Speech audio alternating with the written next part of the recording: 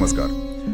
भगवत गीता के विशाल ज्ञान सागर में आज हम गोता लगाएंगे एक खास श्लोक पर। अध्याय 1 श्लोक 12। हमारे पास जो स्रोत सामग्री है वो इसी श्लोक का काफी गहरा विश्लेषण करती है। संस्कृत पाठ, उसका अनुवाद और उसकी व्याख्या भी।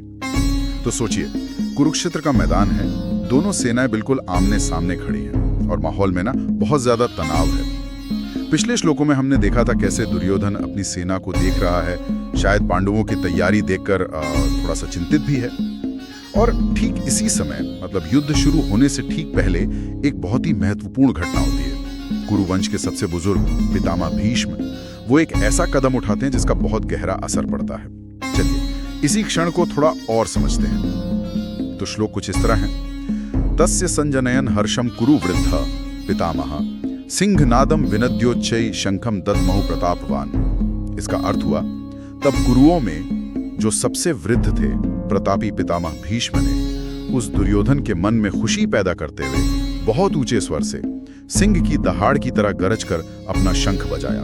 अब सवाल ये उठता है कि युद्ध शुरू होने से ठीक पहले ये शंखनाद, आमतौर पे तो बिगुल बजते हैं, है ना? हाँ, बिगुल या दूसरे वाद्ययंत्र। तो यहाँ भीष्म का शंख बजाना, वो भी इतने जोर से, शेर की दहाड़ की तरह, ये सिर्फ एक रस्म तो नहीं लगती? क्या खास बात है इसमें? मतलब इसका इतना गहरा मतलब क्यों है? बिल्कुल सही सवाल है आपका। देखिए, ये सिर्फ युद्ध शुरू होने का ऐलान नहीं था, इसे थोड़ा पीछे से देखना होगा। दुर्योधन ने पांडवों की सेना देखी, उनकी व्यू रचना देखी, और जैसा कि संकेत मिलता है उसके मन में कहीं ना कहीं एक चिंता, शायद डर भी पैदा हुआ होगा। हाँ, उसके अपने गुरु द्रोणाचार्य को बताने के अंदाज से लग रहा था कि वो थोड़ा नर्वस है। एग्जैक्टली।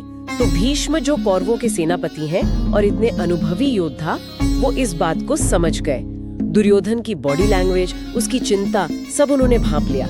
तो उनका ये शंख बजाना खासकर दुर्योधन के लिए एक तरह का आश्वासन था, जैसे कह रहे हो कि चिंता मत करो, मैं हूं ना, हमारे पास भीष्म जैसा योद्धा है। ये असल में पूरी कौरव सेना का मनोबल बढ़ाने का एक बहुत सोचा समझा कदम था। और भीष्म की अपनी स्थिति भी तो कितनी जटिल थी उस वक्त। मतलब वो दोनों ही पक्षों के पितामह थे, पांडवों से तो उनका स्नेह भी बहुत था। हाँ, बिल्कुल। लेकिन वचनबद्ध थे, हस्तिनापुर के सिंहासन के प्रति निष्ठा थी, इसलिए कौरवों की तरफ से लड़ना उनकी मजबूरी थी। हाँ, और ये बात इस क्षण को और भी ज्यादा, क्या कहते हैं, मार्मिक बना देती है। वो जानते थे कि ये युद्ध कितना विनाशकारी होगा, शायद मन ही मन ये भी जानते हो कि वो अधर्म का साथ दे रहे हैं, लेकिन यहाँ उन्होंने अपनी व्यक्तिगत भावनाओं से ऊपर उठकर एक सेनापति के तौर पर अपनी जिम्मेदारी निभाई। उनका शंखनाद यही दिखाता है। अच्छा, और जिस तरह से उन्होंने शंख बजाया, सिंहनादम विनद्योच्चैः, शेर की तरह दहाड़ कर और बहुत ऊंचे स्वर में, इस आवाज का क्या महत्व है? सिर्फ जोर से बजाना ही काफी था? नहीं, ये शब्द बहुत महत्वपूर्ण है।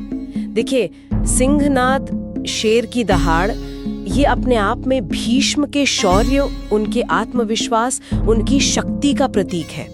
ये कोई डरी हुई आवाज नहीं है, ये एक ऐसी गर्जना है जो दोस्त का हौसला बढ़ाए और दुश्मन के मन में डर पैदा करे। और उच्चैय यानी बहुत जोर से, ताकि आवाज दूर तक जाए, हर सैनिक तक पहुंचे, सब में वो जोश भर जाए। और दूसरा पहलू है शंख।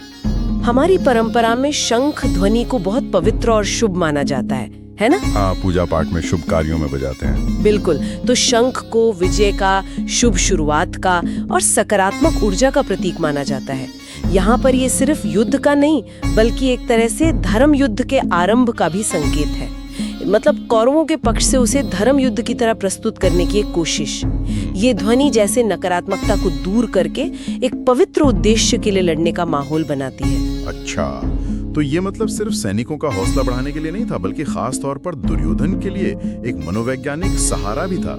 और साथ ही पूरी सेना में जोश भरने का तरीका भी। निश्चित रूप से इसका मनोवैज्ञानिक असर बहुत गहरा था। आप सोचिए, जो सैनिक शायद थोड़े आशंकित हों, उनमें भीष्म की वो गर्जना सुनकर कैसा जोश आया होगा, उनका डर कम हुआ होगा, उनमें लड़ने का जज्बा पैदा हुआ होगा।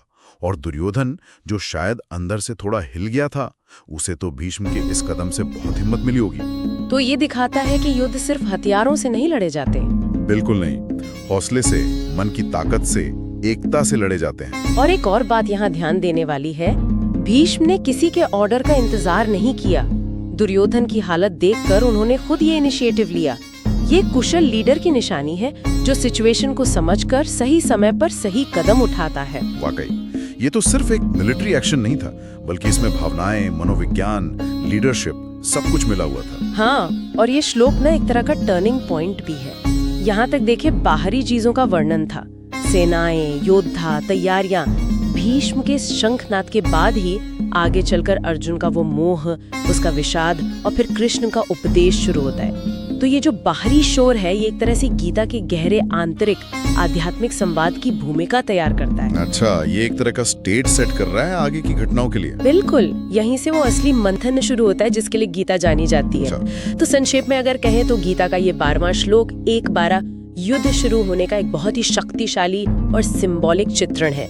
भीष्म का वो सिंहनाद और शंख ध्वनि सिर्फ माहौल नहीं बनाते या कौरवों का मनोबल नहीं बढ़ाते, बल्कि वो मुश्किल समय में लीडरशिप की क्या भूमिका होती है, हौसले का क्या महत्व है और धर्म कितना जटिल हो सकता है, इन सब बातों को भी सामने लाते हैं। तो ये बात तो साफ हो गई कि भीष्म का वो शंखनाद सिर्फ एक आवाज नहीं थी, वो स्ट्रेटेजी थी, साइकोलॉजी थी, सिंबलिज्म था और आने वाले भयानक युद्ध की एक गूंज थी कि जब कर्तव्य और निजी स्नेह के बीच या सही और गलत के बीच एक मुश्किल चुनाव आता है, तो एक इंसान, खासकर अगर वो लीडरशिप पोजीशन में है, तो वो कैसे फैसला लेता है, उसकी भूमिका क्या होती है, और क्या ये जो बड़े बड़े संघर्ष होते हैं ये सिर्फ बाहरी मैदानों पर ही लड़े जाते हैं, या फिर असली लड़ाई तो हमेशा हमारे मन और भावनाओं के कुरुक्षेत्र में चलती रहती है। ये वाकई सोचने वाली बात है। इसी विचार के साथ आज की इस चर्चा को यहीं विराम देते हैं।